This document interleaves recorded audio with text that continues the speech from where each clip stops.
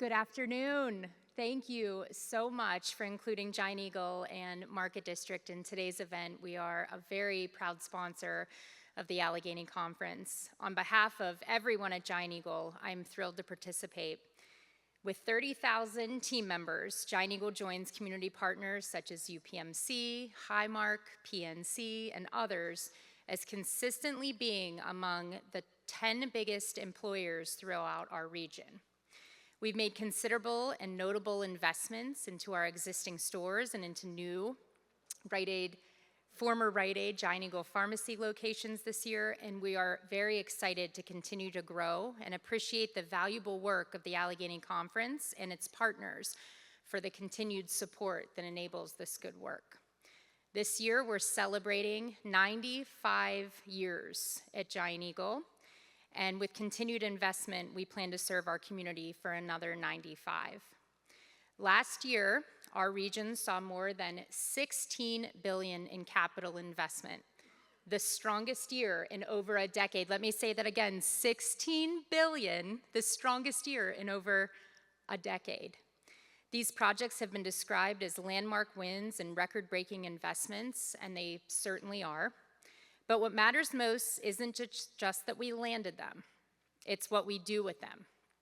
Today's conversation about how we translate that momentum into something more lasting, how we turn major investment into workforce opportunity, stronger communities, and long-term regional growth. And while these projects are located in specific counties, we'll hear from the panel, Indiana to Beaver to Westmoreland, they are not isolated wins. They are part of a broader, more connected ecosystem that is shaping the future of our region. An ecosystem that is tied to advanced manufacturing, energy generation, grid infrastructure, and the very rapidly evolving AI and data centers. These industries and the opportunities they create, they don't stop at county lines. The impact of these projects are going to be felt across the region, and how we respond on workforce, our infrastructure, housing, the supply chain will determine how broadly the impact is shared among us. So today, we're going to focus on what it takes to move from announcement to impact, and how we ensure these investments benefit not just individual communities, but the entire region. So I'd like to welcome to the stage our three panelists as I make brief introductions for each of them. You can make your way to the stage. I'm joined today by a group of leaders who have been directly involved in not only landing, but also advancing these projects, and who are now focused on what it takes to support the long-term success. First, Jason Ragone, Executive Director of Westmoreland County Industrial Development Corporation, Byron Stauffer, Executive Director of the Indiana County Industrial Development Corporation, and Lou Velotti, President of Beaver County Corporation for Economic Development. I'm Morassic, so I understand, I'm sorry. Thank you all for being here. Let's start the conversation.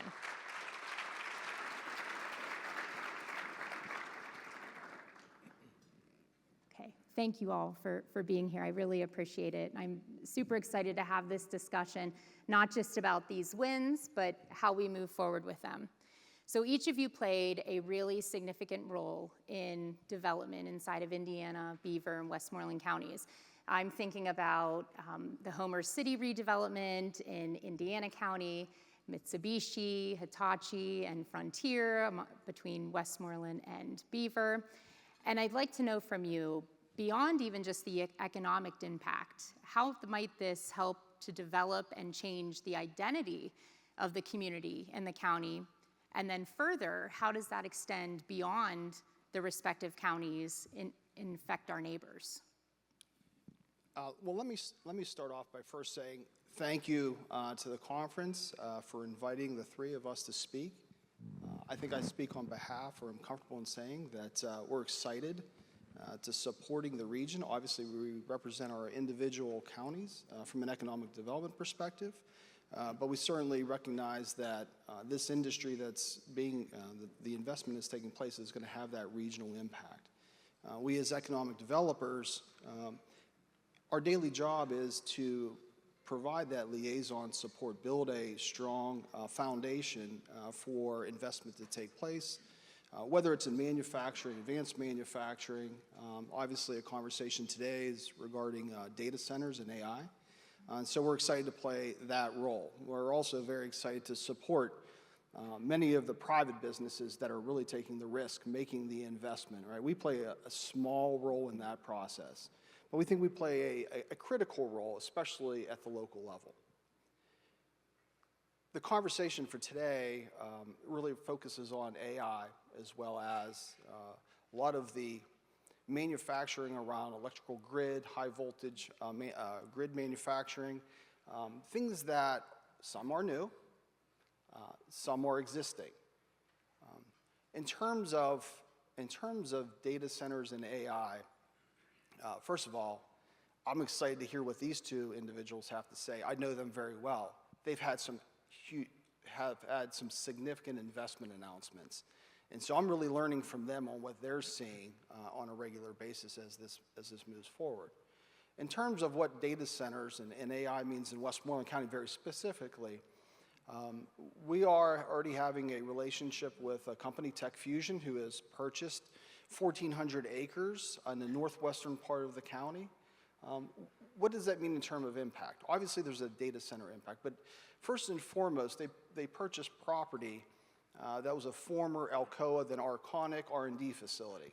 Although they still have a presence there, it isn't what it once was. And so we're excited to see how, when the data center Tech Fusion takes over the entire property, their investment at that location. It's in a rural part of the county, but it has real potential, talking about getting up to 3 gigawatts of power. But they can't do that alone.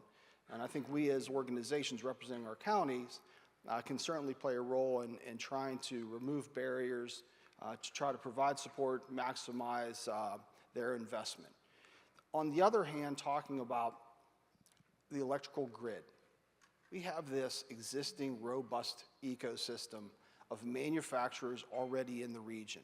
Companies, as you had mentioned, Hitachi, Mitsubishi making an announcement, GE over in Washington County, Siemens, Westinghouse, and then there's some of those smaller players that a lot of people don't know about.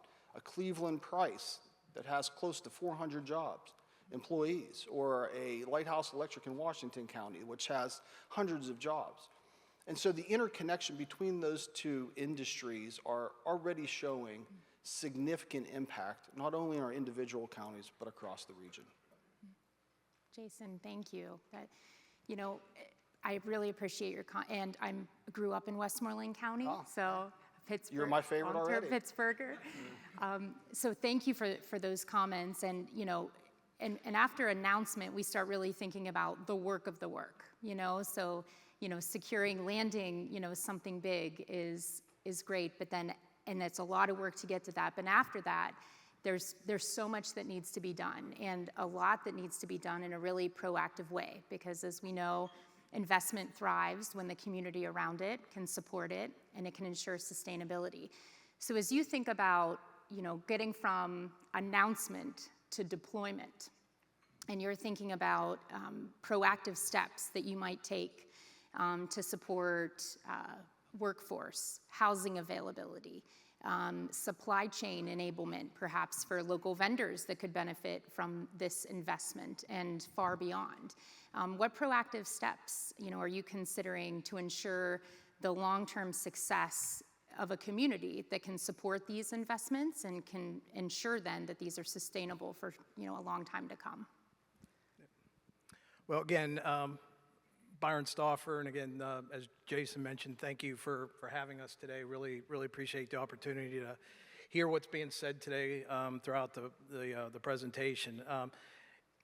In Indiana County, we were very much anticipating the closure of the Homer City Power Plant. We also have a long legacy of energy generation, coal, natural gas, in throughout the county and supporting the region as we look back over many, many decades. We actually have 3 power plants currently in Indiana County, two active with Homer City in its current redevelopment phase. And then over in the border, a lot of folks that work at the Keystone Power Plant also live in Indiana. So regionally, it's very impactful in terms of the energy sector. So when it was GE went into bankruptcy that owned the Homer City site in 2017. It was owned by a number of investors, particularly Knighthead Capital, that ultimately came out of the bankruptcy as the owners, and really ran and operated the power plant through its decommissioning in 2023. Could no longer be competitive in the marketplace. So as this opportunity unfolded post decommissioning, there really wasn't a true sense of what was going to happen. We knew we had a grid that was relatively recently invested in. We knew that we had 3,200 acre site. We knew that we had plenty of water. They owned and operated the Tulick Reservoir that supported the power plant, and actually the water for much of Indiana Borough and White Township and some of the other adjacent communities. So we knew that we had a lot of good infrastructure. The opportunity really unfolded, with this AI data center expansion. So a plan to move forward. So in meeting with the owners and moving forward, we really rallied. Indiana County, since my tenure there back in '96, started a group called the Center for Economic Operations. Some of my colleagues are here from IUP, but it's the county, the Chamber of Commerce, the Tourist Bureau, the Indiana County Development Corporation. I'm also executive director of, and IUP. So we work together to formulate some strategies. So relative to housing, we started working with Kiewit, the EPC on the project, building the power plant, and found out very quickly that about 4,700 people are going to come and move to our community. So we've been developing RV parks. We've been former student housing sites, working with our realtors. In fact, in November, we had a summit with the Association of Realtors. And as a result, we've landed several housing subdivisions that are starting in the county. So a number of projects are unfolding in the housing. Permitting, my office, I'm also executive director of the planning office. And so land development approvals, building permits, those all went through my shop, working on all those kinds of issues. Working with our Chamber of Commerce and our other partners, working with Kiewit, developing portals, doing entrepreneurship. In fact, we have one on Thursday.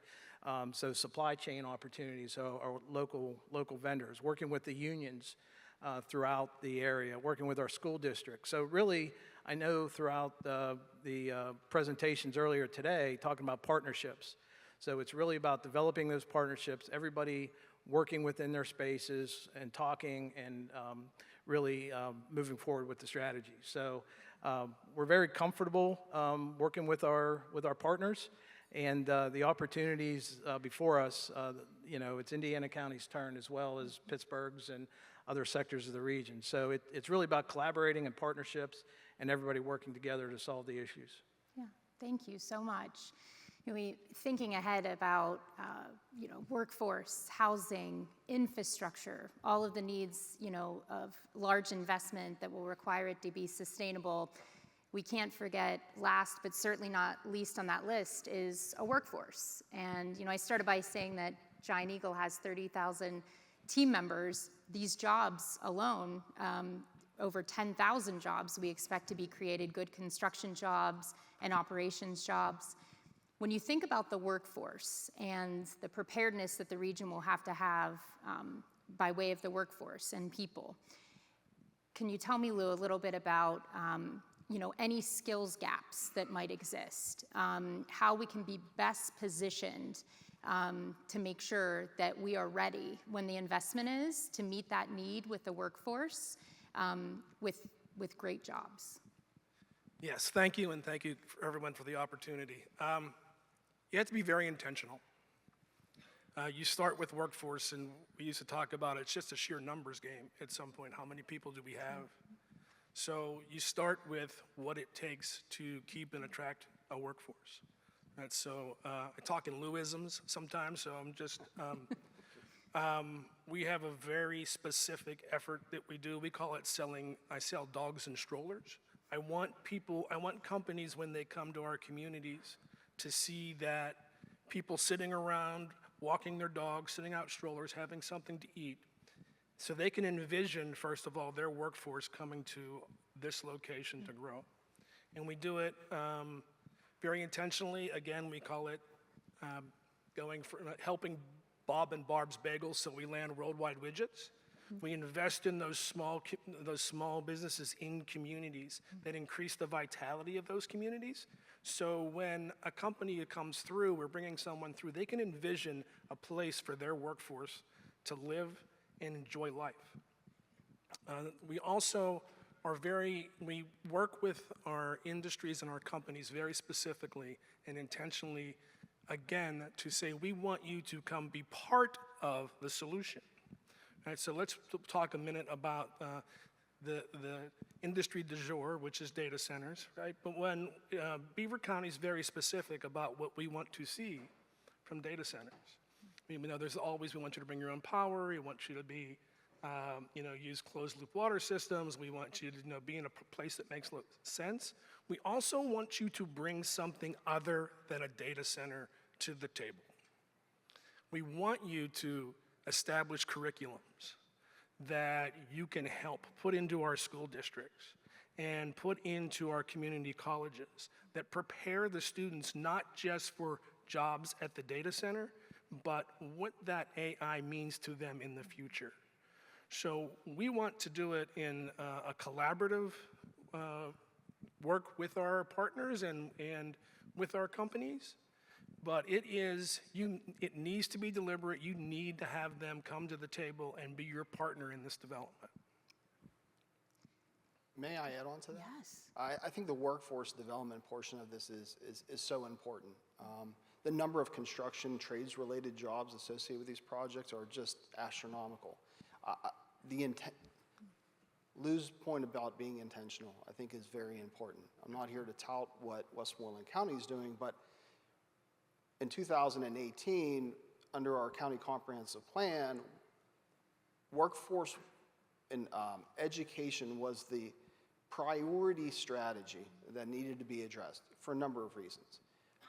There was a focusing on trades. So whether it's construction or manufacturing, so many of these things tie into the conversation for today. Right now, our CTCs actually are at their highest point they've been in history. We're seeing a decrease in enrollment in college education, at least in the campuses. In fact, we can talk about Penn State, New Kensington closing, and if anybody wants to use the Penn State, New Kensington campus, please let me know. I'm the guy in charge of reuse, the plan for that. But I think the result is that you see this transition into the CTCs, which will, not say surprisingly, but very fortunately support data center construction, as well as a lot of those electrical manufacturing companies that have long-term presence here in the region. That's well said, Jason. And Lou, I love what you were saying too, both of you, about these efforts, because they're really going to support making sure students in our region are first in line for these jobs when they're available. So thank you all so much for your leadership, your passion, your forward thinking. We are very grateful for your efforts, and we'll continue to support you however we can as it relates to the sustainability of the community and as we stand everything up. So thank you all so much. You're welcome. Thank you.